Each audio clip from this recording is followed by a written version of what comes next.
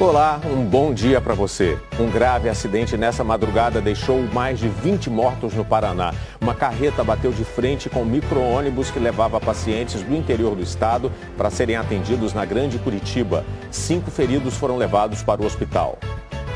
Começam a valer hoje as novas regras da Lei Seca. O CONTRAN aprovou o uso de testes para identificar o consumo de drogas, além do álcool.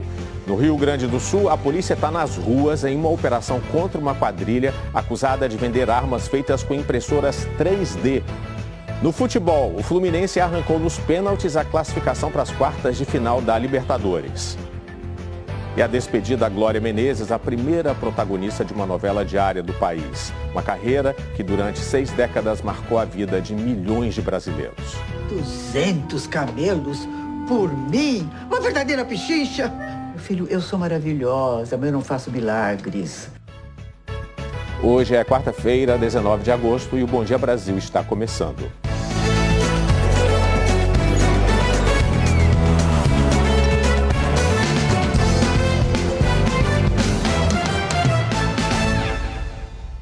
A gente começa essa edição do Bom Dia Brasil com as informações de uma tragédia durante a madrugada no Paraná.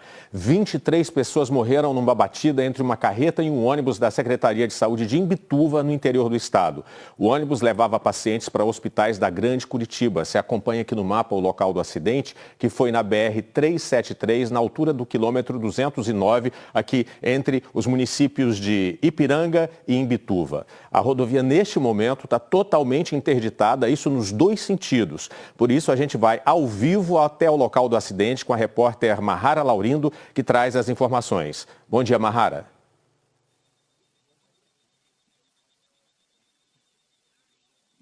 Oi, Elter. Bom dia para você e a todos que nos acompanham. Olha, esse local que a gente está aqui, né, onde estão sendo prestados ali os atendimentos e todo o trabalho das equipes, fica muito perto da cidade de Imbituva, de onde saiu esse ônibus. Então, ele tinha acabado de começar a viagem quando foi atingido de frente por uma carreta com placas do município de Erechim, no Rio Grande do Sul. Dentro desse micro-ônibus, a gente ainda não tem a quantidade exata de pessoas, mas 22 passageiros acabaram morrendo. Outras 5 vítimas foram levadas com ferimentos para hospitais de Ponta Grossa. Entre os 22 mortos que estavam no micro-ônibus estão 2 crianças. Essas informações foram confirmadas agora pela concessionária que administra o trecho.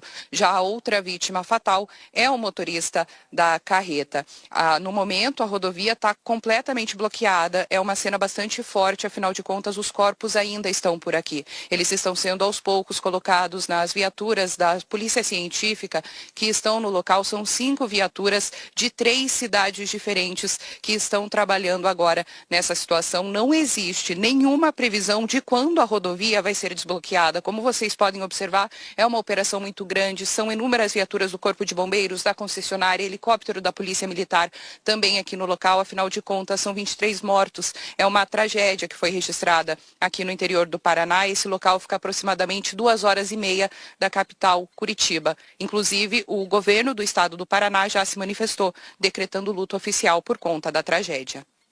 É uma tragédia de grandes proporções, né, Mahara? A gente vê aí com você ao vivo no local do acidente, helicópteros, viaturas, todo o pessoal da área de segurança e saúde mobilizado para salvar os feridos e deslocar os corpos dessas vítimas, né? Agora a gente viu que é uma pista simples, não é uma pista duplicada. Dá para saber se já tem alguma informação sobre a dinâmica desse acidente?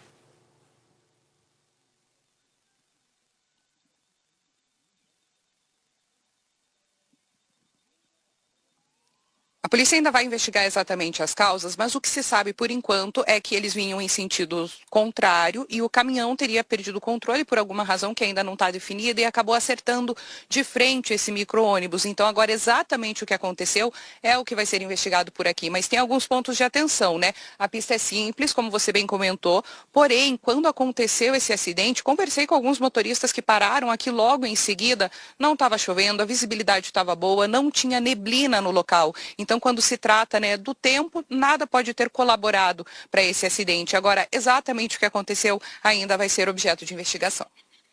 A gente continua acompanhando. Mahara, muito obrigado aí, direto do local desse acidente que deixou 23 mortos nessa rodovia aí no Paraná, pacientes que iam buscar atendimento médico em Imbituva, aí no estado. Qualquer novidade, você avisa para a gente que a gente atualiza a situação aí. Obrigado, bom trabalho para você. Olha, o governo publicou mudanças na fiscalização, atenção, da lei seca, tá, gente? As novas regras foram aprovadas no começo da semana pelo Conselho Nacional de Trânsito. Se acompanha aqui comigo no telão, a partir de agora existe uma etapa inicial de triagem. Os agentes vão poder usar equipamentos que captam o ar por proximidade. Por exemplo, para avaliar a necessidade do uso do bafômetro ou aí também de outras formas de comprovação. Esse pré-teste não vai gerar multa sozinho. Se o motorista tiver ingerido algum alimento com álcool, como um bombom de licor, por exemplo, a triagem a acusar, aí sim um reteste com equipamento do bafômetro será feito minutos depois. O CONTRAN aprovou o uso de equipamentos para indicar também a presença de outras drogas. Vamos fazer o seguinte, vamos para Brasília agora para saber mais detalhes, entender essa nova dinâmica, né, essa nova determinação do CONTRAN, porque o Arthur Bernardes tem as informações para a gente, né, Arthur? Bom dia para você. Tudo bem, Elter? Bom dia para você, um ótimo dia a todos. A resolução do CONTRAN não cria novas infrações e nem muda as punições previstas no Código de Trânsito brasileiro. O que ela faz é atualizar as regras que já estão em vigor desde 2013 e regulamenta procedimentos que já eram adotados em boa parte do país. Em estados, por exemplo, como Mato Grosso do Sul, Rio Grande do Sul, Rio de Janeiro e também Espírito Santo. A principal mudança dessa resolução é a previsão de equipamentos capazes de indicar a presença de outras substâncias psicoativas além do álcool. O texto cita drogas e outras substâncias que possam alterar o funcionamento do sistema nervoso central e comprometer a capacidade de dirigir. A regulamentação exige também a análise dos sinais de alteração da capacidade psicomotora do motorista e o agente terá que registrar pelo menos 2 desses sinais durante a abordagem. Outra ressalva importante é que esses novos testes dependem da disponibilidade dos órgãos de fiscalização e da certificação dos equipamentos pelo Inmetro. Lembrando que a resolução já entrou em vigor, mas as mudanças nas fichas de fiscalização e nos códigos de enquadramento das infrações só passam a valer dentro do prazo de 60 dias. Elton. Obrigado, Arthur, pelas informações. E a gente fala de um outro acidente grave. O motorista da carreta que provocou a queda de uma passarela no interior do estado de São Paulo está preso e vai passar hoje por audiência de custódia. Fala com a Sabina Simonato. Sabina, o acidente deixou 2 mortos ontem, né? E as imagens são impressionantes de um acidente que poderia ter sido evitado. Sim, Elter. Bom dia a você, bom dia a todos. Difícil de acreditar, né, quando a gente vê aquelas imagens. As vítimas eram mãe e filho. Os corpos ainda estão no IML da cidade de Bragança Paulista. Nós vamos falar ao vivo com o repórter Lucas Rangel, que está no local do acidente. Lucas, dá para ver ali nas imagens, pista completamente liberada nos 2 sentidos. É isso, Sabina. Bom dia para você, bom dia a todos. Pistas liberadas nos 2 sentidos, apenas com os escombros, né, acomodados nos acostamentos, no sentido Minas e também no sentido São Paulo. Lembrando que o acidente aconteceu ontem por volta de 10 horas da manhã. Um caminhão que estava sendo carregado por uma carreta, a ponta desse caminhão atingiu a estrutura da passarela que caiu. Um carro que passava do outro lado com mãe e filho não conseguiu desviar, ficou destruído. Segundo a investigação policial, o caminhão que provocou o acidente levava uma carga com dimensão excedente e o motorista fazia uma ultrapassagem.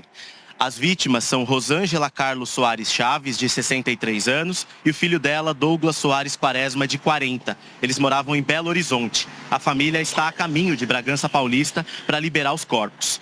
O motorista de um caminhão que também passava no momento foi socorrido, mas passa bem. As pistas foram liberadas sentido São Paulo por volta de 8h10 da noite, sentido Minas pouco depois das 10h30 da noite. O motorista que provocou o acidente foi preso em flagrante por homicídio culposo e lesão corporal culposa. E daqui a pouco, por volta de 10 horas da manhã, vai passar por audiência de custódia na justiça para saber se vai responder por esses crimes preso ou se vai ser solto. Sabina. Obrigada, Lucas Rangel, pelas suas informações. Um bom dia.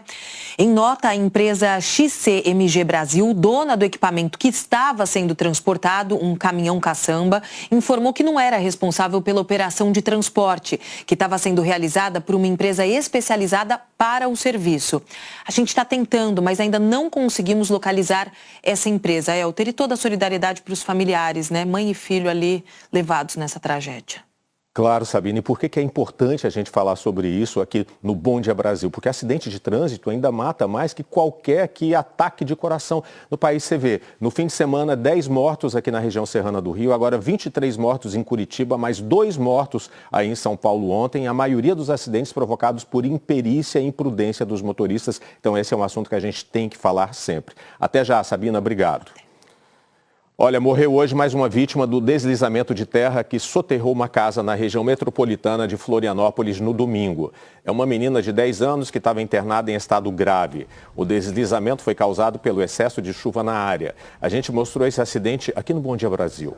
A mãe dela morreu ainda no dia do soterramento. Outras 2 pessoas que estavam na casa ficaram feridas, mas já foram liberadas. Agora a gente fala de tempo, porque é dia de risco de chuva forte em alguns pontos do sul e do litoral do Nordeste. É isso, Priscila? Bom dia para você. Bom dia para você, Elter. Bom dia, gente. A gente começa logo falando sobre esse risco de uma chuva mais forte, principalmente aqui ainda no sul do Rio Grande do Sul, fronteira com o Uruguai. A gente está esperando 50 milímetros de chuva para lá. E hoje a chuva pode chegar ali na região da Serra de Santa Catarina, ali na divisa com o Rio Grande do Sul, justamente por causa ali do avanço daquela frente fria. A gente está esperando 30 milímetros na região de São Joaquim. Litoral aqui do Nordeste, de Alagoas até Paraíba, a gente pode ter pancadas de chuva, é uma região que está recebendo muita umidade. E essa partezinha aqui do Acre e do Amazonas, no máximo 30 milímetros de chuva. O que está acontecendo? Como a gente falou, a gente vai ver no próximo mapa, aquela frente fria que está aqui na altura do Rio Grande do Sul, ela conseguiu avançar um pouquinho só. Por isso que hoje a Serra de Santa Catarina pode ter uma chuva um pouco mais forte, porque a frente fria passa, a umidade chega do mar, encontra a região da serra, a umidade acaba condensando e causa essas nuvens de chuva. Mas a maior parte do Brasil com tempo firme, a gente lembra, onda de calor, gente, até amanhã. Está muito quente em quase todo o Brasil. Vamos falar sobre as máximas previstas para hoje, porque frio mesmo só em Porto Alegre, 19 de máxima para lá. Nem Curitiba está frio, 29 de máxima para Curitiba, é muito calor para os padrões de lá. 39 em Cuiabá é a capital mais quente, seguida de Palmas e Teresina, com máxima de 37. Agora, é importante a gente falar que a partir de amanhã vai ter a formação de uma nova frente fria e essa nova frente fria vai conseguir sim avançar, quebrar esse paredão de calor e vai dar uma amenizada na temperatura do Centro-Sul nos próximos dias. Mas essa frente fria nova ela vem acompanhada de um ciclone extratropical. É por causa disso que a partir de amanhã a gente começa a ter um risco de um vento mais forte. Para amanhã, principalmente Serra de Santa Catarina, a gente pode ter rajadas de até 90 km por hora. E toda essa área que está aqui em verde, rajadas de até 70. Para sexta-feira, com a frente fria avançando, a gente pode ter rajadas de vento de até 90 km por hora entre Rio Grande do Sul e Santa Catarina e rajadas de até 70 chegando a São Paulo e também ao Rio de Janeiro. É importante a gente falar que essa frente fria, ela vai vir com vento, mas ela também vai ajudar a dar uma amenizada nesse calorão. Mas só em partes do centro-oeste, do sul e do sudeste. Quando a gente fala sobre aquilo que a gente está esperando para os próximos dias, a parte de baixo ali do centro-sul volta a ter chuva. Quando a gente fala de São Paulo, partes ali do Mato Grosso do Sul, Rio de Janeiro, dá uma amenizada boa no calorão. O friozinho chega no fim de semana. A partir de sexta-feira, para parte do centro-sul do Brasil, mar muito agitado no sul e no sudeste, principalmente a partir do fim de semana. E o calor continua, gente, no resto do Brasil, norte, nordeste e a maior parte do centro-oeste com temperaturas bem altas ainda, sem prazo para acabar, Elter. A gente vai atualizando amanhã. Obrigado, Priscila. Boa quarta-feira para você. Até amanhã, gente. A gente faz uma pausa super rápida agora e daqui a pouco a polícia do Rio Grande do Sul faz uma operação agora de manhã contra um grupo criminoso que fabricava e vendia as armas de fogo produzidas em impressoras 3D. São 20 mandados de prisão. E o STF pode retomar hoje o julgamento para definir como será a escolha do governador interino do Rio. Agora 8 horas e 44 minutos. A Polícia Civil do Rio Grande do Sul prendeu agora de manhã 16 pessoas envolvidas em um esquema de produção e venda de armas feitas com impressoras 3D. Vamos ao vivo agora a Porto Alegre conversar com Eduardo Paganella, que tem mais informações para a gente. Oi, Eduardo, bom dia. Bom dia, Elter, bom dia a todo mundo que nos acompanha. Os presos foram trazidos agora há pouco para a sede do Departamento de Investigação do Narcotráfico aqui em Porto Alegre. A operação foi realizada nesta manhã por agentes do DENARC em 6 cidades do Rio Grande do Sul, principalmente na região metropolitana. O principal alvo da operação de hoje foi preso em Canoas, ao lado aqui de Porto Alegre. É um homem de 30 anos de idade que era responsável, segundo as investigações, por imprimir armas e vender para várias facções.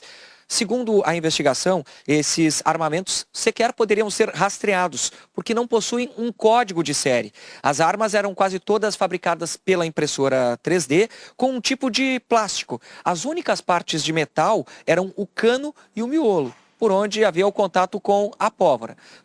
A investigação começou ainda em novembro de 2025, quando uma impressora foi apreendida em Canoas, no bairro Fátima. A partir daí, a polícia descobriu esse esquema, onde esse homem baixava modelos através da internet, fabricava na sua própria casa, montava esses armamentos e muitas vezes repassava para organizações criminosas que atuam na região metropolitana de Porto Alegre. Elter. Obrigado, Eduardo. Bom dia para você. O Supremo deve retomar hoje o julgamento para definir o modelo de eleição para a escolha do governador interino do Rio. Em março, o presidente do Tribunal de Justiça assumiu o mandato tampão. De lá para cá, quase 6 mil servidores comissionados foram exonerados. Há quase 5 meses, elas são presença constante no Diário Oficial do Rio. Exonerações. Muitas exonerações. Cortes em dezenas de pastas e que já atingiram diversos nomes do primeiro escalão do governo. No lugar de indicações políticas, funcionários de carreira assumiram funções executivas em diferentes secretarias. Desde que o desembargador Ricardo Couto assumiu o cargo de governador interino no fim de março, já são quase 6 mil servidores comissionados exonerados. O presidente do Tribunal de Justiça do Rio era o terceiro na linha sucessória, mas assumiu o comando do Estado após a renúncia de Cláudio Castro. O vice Tiago Pampolha tinha renunciado e o então presidente da Assembleia Legislativa, Rodrigo Bacelar, estava afastado da função. E depois ainda teve o mandato cassado pelo Tribunal Superior Eleitoral. A expectativa é de que os cortes na máquina pública do Rio gerem até o fim do ano uma economia de 280 milhões de reais. Boa parte das exonerações veio como resultado de auditorias feitas por determinação do governador interino em todos os órgãos estaduais. Uma dessas auditorias, por exemplo, identificou uma série de irregularidades na contratação de 2 ONGs pela Secretaria de Juventude e Envelhecimento Saudável. 35 servidores foram exonerados nesta segunda-feira, incluindo a própria secretária Isabela Alves. A pasta também foi extinta. Na Secretaria de Trabalho e Renda, a conclusão dos auditores foi a de que 80% dos comissionados eram servidores fantasmas. Já na SEDAI, a Companhia de Águas e Esgotos, e no Rio Previdência, o Fundo de Previdência dos Servidores Estaduais, mudanças foram provocadas por suspeitas ligadas a investimentos no Banco Master. A Controladoria Geral do Rio de Janeiro disse que 48 auditorias já foram concluídas e outras 19 estão em andamento. O presidente americano Donald Trump adiou por 3 dias a implementação do tarifaço contra o Canadá. O anúncio veio na noite de ontem, poucos minutos antes da nova taxa de 50% começar a valer sobre a maioria dos produtos do país vizinho.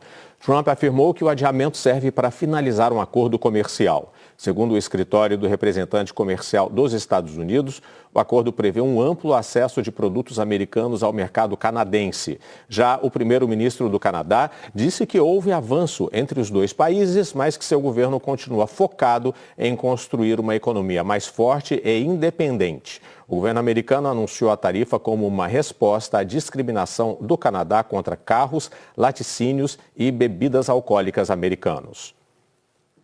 E aliados dos Estados Unidos criticaram a decisão do governo americano de impor sanções contra a presidente e um promotor do Tribunal Penal Internacional. Fala agora com a Cecília Malan, em Londres. Cecília, mais uma ação do governo Trump, mais uma ação de Trump contra um organismo internacional. Bom dia. Exatamente, Elter. Bom dia a todos. Neste caso, o Tribunal Penal Internacional, como você disse, que julga indivíduos acusados de genocídio, crimes contra a humanidade ou crimes de guerra. Ontem, o secretário de Estado americano disse que está avançando com a campanha para enfrentar o que ele chamou de ameaça do tribunal politizado e afirmou que o governo Trump está pronto para tomar medidas até que o TPI seja incapaz de ameaçar a soberania americana. Os alvos das sanções americanas são a presidente do Tribunal Criminal, a japonesa Tomoko Akane, e o promotor senegalês Abdoulaye Seyei, que emitiu em 2024 uma ordem de prisão contra o primeiro-ministro israelense Benjamin Netanyahu e o então ministro da Defesa Yoav Gallant por crimes cometidos na faixa de Gaza. Washington alega que a corte não tem jurisprudência sobre países que não a reconhecem oficialmente, como é o caso dos Estados Unidos e também de Israel. Hoje, numa rara crítica ao aliado ocidental, o Japão descreveu a decisão do governo Trump como lamentável. A Holanda, país sede do Tribunal Penal Internacional, diz que se opõe à mais recente sanção americana e ofereceu total apoio à juíza Tomoko Akane. Os Estados Unidos já haviam sancionado juízes e promotores do TPI envolvidos na investigação de ações de tropas americanas no Afeganistão. Agora há pouco, Elter, a presidente da Comissão Europeia e o presidente do Conselho Europeu afirmaram que estão firmemente ao lado do TPI e que os funcionários devem poder trabalhar de forma independente, sem pressões externas. Seguimos acompanhando. Seguimos acompanhando. Obrigado, Cecília. Em instantes, o dia de campanha dos candidatos à presidência da República. E Ana Flor e Andréa Sadi trazem para a gente o impacto da corrida eleitoral na agenda do Congresso. Agora, 8h55. Estamos de volta para falar da eleição. Vamos conferir como foi a terça-feira de campanha dos candidatos à presidência da República. Flávio Bolsonaro, do PL, fez campanha em Belo Horizonte. Ele participou de uma caminhada com apoiadores e visitou uma tradicional cafeteria. O candidato do PL disse que, se eleito, vai reduzir impostos e criar mais empregos para aquecer a economia e dar condições para a queda da taxa básica de juros. Também disse que quer avançar na legislação sobre terras raras e simplificar os mecanismos para a concessão de licenças ambientais. Vamos enxugar toda a burocracia que existe nessa parte de licenciamento ambiental. Hoje em dia é possível você extrair minérios preservando o meio ambiente. O Brasil está perdendo uma grande oportunidade de transformar as riquezas que Deus deu ao nosso país, riquezas minerais, transformar em riquezas para o povo brasileiro. É isso que a gente vai fazer. Renan Santos, do Missão, participou de uma sabatina promovida pela União Nacional de Entidades do Comércio e Serviços em Brasília. Ele defendeu acabar com a justiça do trabalho. Você tem um problema de um salário não pago, de um problema entre privados, resolve na justiça civil, como é no mundo inteiro. Então, nós criamos uma justiça que custa mais caro do que os próprios resultados dela, no sentido de que as indenizações que saem da justiça do trabalho custam menos, ou seja, são gastos muito caros daquele que é o judiciário mais caro do mundo. Numa outra sabatina, disse que vai defender a manutenção da escala 6x1 e a jornada de trabalho paga por hora. E vai propor mudanças na atual legislação para flexibilizar as relações trabalhistas. Depois, o candidato foi a um fórum na Confederação Nacional do Transporte. O candidato do PSD, Ronaldo Caiado, esteve na sede do partido em São Paulo e apresentou o plano de governo para a saúde. Defendeu implementar um prontuário eletrônico único para acelerar o atendimento no SUS. Depois seguiu para Brasília, onde também participou do evento da União Nacional de Entidades do Comércio e Serviços. No evento, defendeu o diálogo entre setores produtivos e falou sobre os desafios das empresas. A radiografia hoje do setor é outra. São mais de 200 mil empresas hoje inadimplentes. Hoje o segmento do varejo está totalmente hoje comprometido com dívidas sem ter capacidade de girar o seu próprio negócio. À noite, Caiado esteve na sede do Instituto Unidos Brasil. Augusto Cury, do Avante, também participou do encontro entre presidenciáveis, organizado pela União Nacional de Entidades de Comércio e Serviços em Brasília. Falou sobre temas como reforma tributária, custo de vida e segurança jurídica. Disse que, se eleito, irá reformular o papel do Banco Nacional de Desenvolvimento Econômico e Social, o BNDES, para incentivar pequenos negócios. Depois foi para São Paulo e participou de uma sabatina em uma emissora de TV.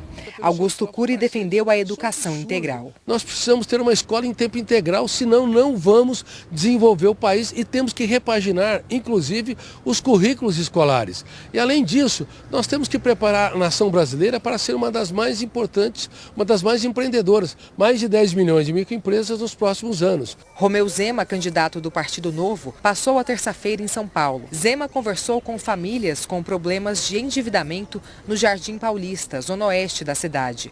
Ele ouviu relatos sobre os efeitos psicológicos e financeiros do vício em apostas. Disse que, se eleito, vai acabar com as empresas de apostas, as bets. Depois de escutar aqui esses relatos, eu já decidi que o primeiro ato meu como presidente vai ser acabar com as bets. E como presidente faço questão de mudar isso por completo.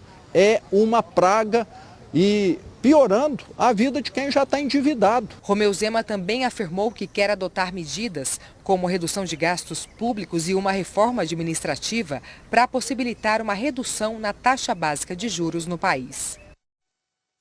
O presidente Lula, candidato à reeleição pelo PT, não teve agenda pública de campanha ontem.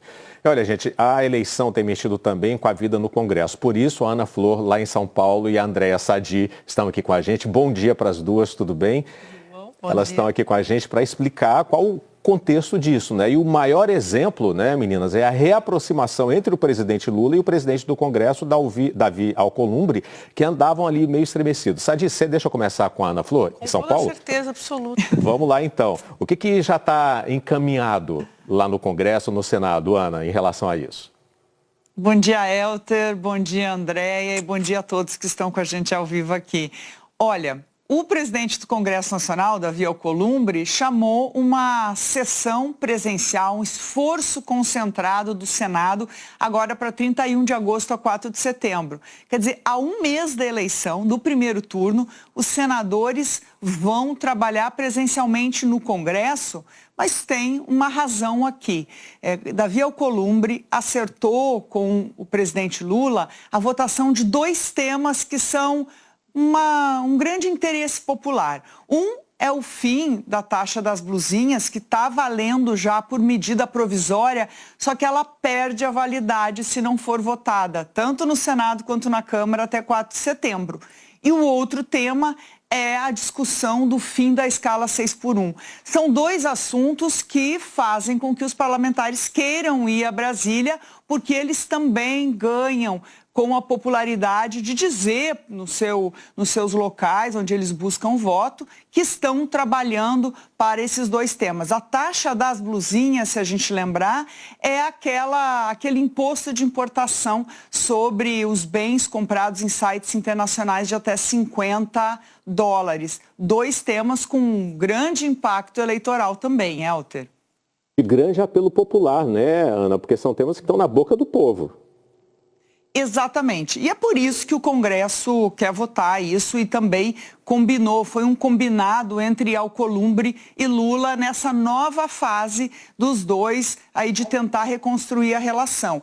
A pesquisa Quest de julho mostrou o grande impacto na população, viu? 69% dos brasileiros diziam ser a favor do fim da escala 6x1. É algo que impacta todos os trabalhadores. O Congresso tinha que discutir isso com tempo, com calma, mas é o tipo de assunto, assim como a taxa das blusinhas, que muitas vezes é atropelado pela urgência eleitoral. Tem um grande impacto, um apoio. O governo chegou a perder popularidade exatamente porque colocou um imposto sobre esses bens importados. Então, agora, com a ajuda de Davi Alcolumbre, o presidente Lula quer tentar reverter e tocar nesses dois assuntos.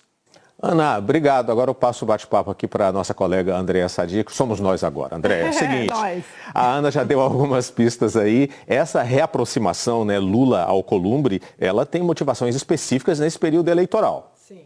Eu estava ouvindo a Ana Flor dando um bom dia a todos aqui do Bom Dia Brasil e lembrei de uma frase que eu ouvi de uma fonte que acho que resume o que a gente está vendo, que diz assim, não é uma reconciliação afetiva, é recomposição de interesses. Acho que isso deixa muito claro do que se trata essa reaproximação do presidente Lula com o presidente do Senado, Davi Alcolumbre. Eles estavam afastados, teve um jantar recentemente que foi promovido pelo ministro Alexandre de Moraes do Supremo. E ali eles conversaram sobre o executivo, o legislativo, foi dito ali o que o Alcolumbre estava fazendo, o presidente Lula também falou um pouco sobre o poder executivo e o Messias, o Jorge Messias, que foi derrotado e foi o grande motivo desse afastamento, o ministro que foi indicado para assumir o Supremo, mas foi rejeitado pelo Senado. Esse assunto não foi falado, não tem nenhum compromisso de aprovar o Messias depois das eleições, por exemplo, porque tinha essa expectativa. A única coisa, segundo a minha apuração que foi dito nesse jantar, é que o governo foi, de fato, avisado que o Messias seria derrotado. Por que isso é importante? Porque não teve esse compromisso de passar o Messias, que foi o motivo da briga, desse afastamento, mas teve o compromisso de falar de pautas que importam para o governo, porque tudo, nesse momento, tem a ver com a eleição. Pois... Fala. Perdão, te interrompi. Bom, eu queria saber exatamente isso. Passado esse processo eleitoral, como é que você vê o clima político para 2027? Então, aí, como tem tudo a ver com a eleição, eles estão de olho em 2026 e no pós-eleição em 2027. Para chegar até 2027, qual que é a expectativa do governo? A Ana mostrou. Tem essas bandeiras, tem a PEC da segurança pública, o fim da escala 6x1, tudo isso o governo vende como pauta de campanha e mesmo se não conseguir aprovar, quer mostrar que tentou aprovar, só que precisa do Congresso Nacional, por isso essa conversa com o Alcolumbre. E o Alcolumbre, presidente do Senado, para 2027, no pós-eleição, quer se reeleger presidente do Senado. E ele já olhou o cenário, viu que se o Flávio Bolsonaro ganhar a eleição, ali tem o coordenador da campanha do Flávio, que é o Rogério Marinho, que já falou que quer ser candidato à presidência do Senado. Então se reaproximou do presidente Lula, além de questões locais ali, todos os políticos têm a ver com isso. E aí, jogando para 2027, tem essa expectativa, eu sempre falo aqui no Bom Dia Brasil, da chamada acomodação do sistema. O que isso significa? Traduzindo aqui, integrantes do Executivo, Legislativo e do Judiciário de olho no sistema, salvando o sistema, porque estão preocupados com o avanço de investigações como INSS e também a investigação do Master. Obrigado, Sadi. Como na vida vale a máxima, nada é por acaso. Nada, não tem coincidência na política. Tchau, tchau. A seguir, a despedida da Glória Menezes, a atriz brilhou no único filme brasileiro a ganhar a Palma de Ouro em Cannes. Agora 9h09. A gente volta com novas informações sobre o acidente que matou 23 pessoas numa rodovia no interior do Paraná durante a madrugada. Agora há pouco, autoridades do estado deram detalhes do trabalho de socorro e também sobre o resgate às vítimas. A Mahara Laurindo continua na BR-373 e tem os detalhes para a gente. Mahara.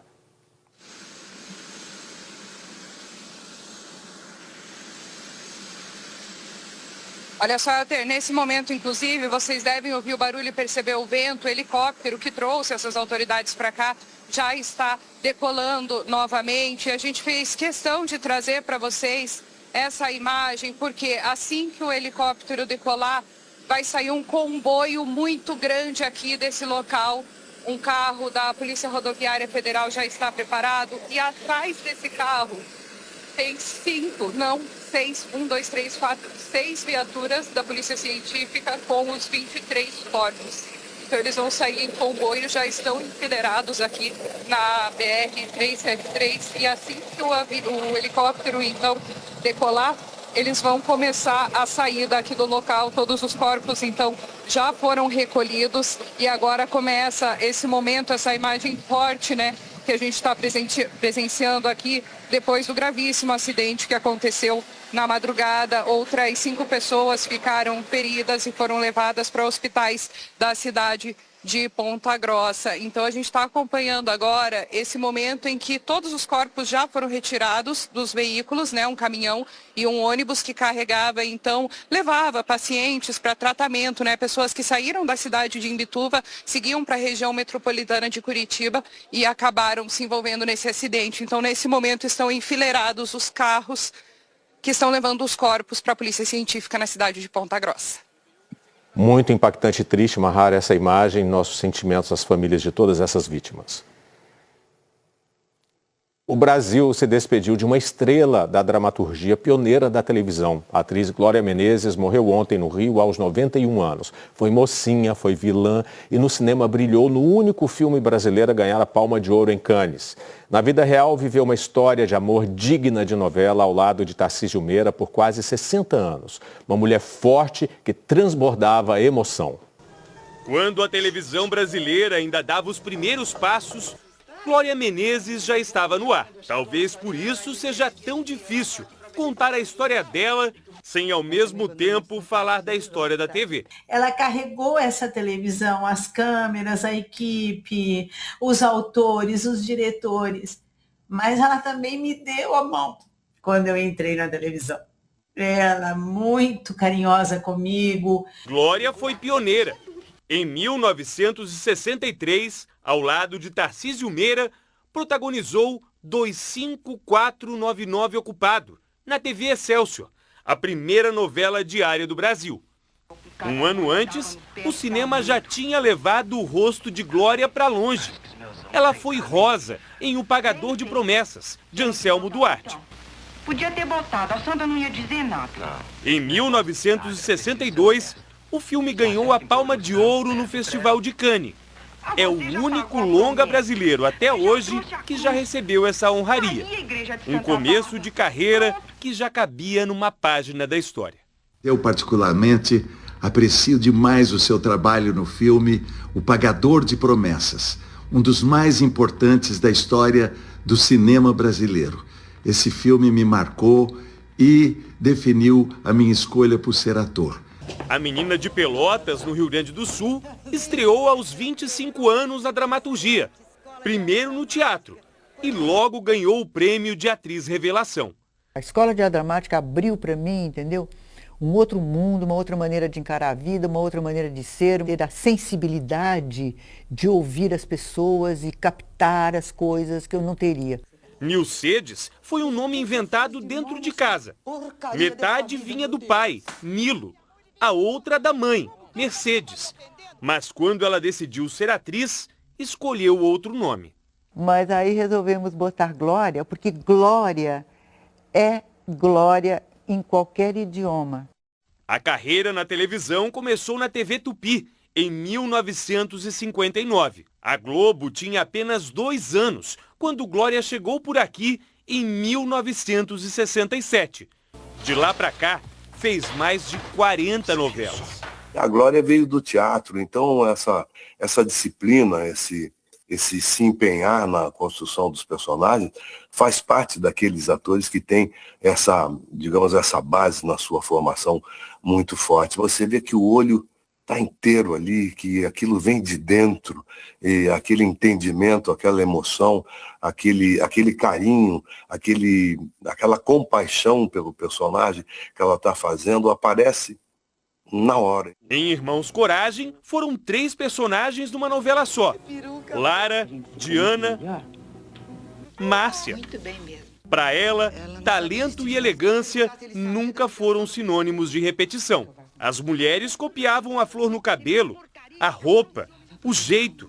Glória podia ser mocinha, podia ser vilã, podia emocionar sem dizer uma palavra. Você tem que interpretar o naturalismo, né? Ser natural interpretando. E isso tudo, Glória, como ninguém, sabia usar o que nós chamamos de tempo dramático, o tempo do corte. Aqui o diretor talvez queira uma pausa maior. Em Rainha da Sucata, Laurinha Figueroa era vilã. A morte da personagem teve tanta repercussão que parou o Brasil. Fora da ficção, também houve uma história que o Brasil acompanhou, a de Glória e Tarcísio. Eles se conheceram no teatro, depois compartilharam os palcos, as novelas, a vida. A bela atriz nos bastidores do teatro chamou a atenção do eterno galã. E eu vi ela ir e vi ela voltar. Gostei muito. E perdi de vista por alguns meses. E um dia nós fomos trabalhar juntos. A gente já se viu, não é? Eu nunca te vi. Você já viu a minha cara? Da primeira parceria nas novelas, em Sangue e Areia. E sucessos que cruzaram gerações, como Irmãos Coragem, A Favorita. Se não entre criaturas, amar. Páginas da Vida. Não. Eles foram casados por quase 60 anos, até a morte de Tarcísio em 2021.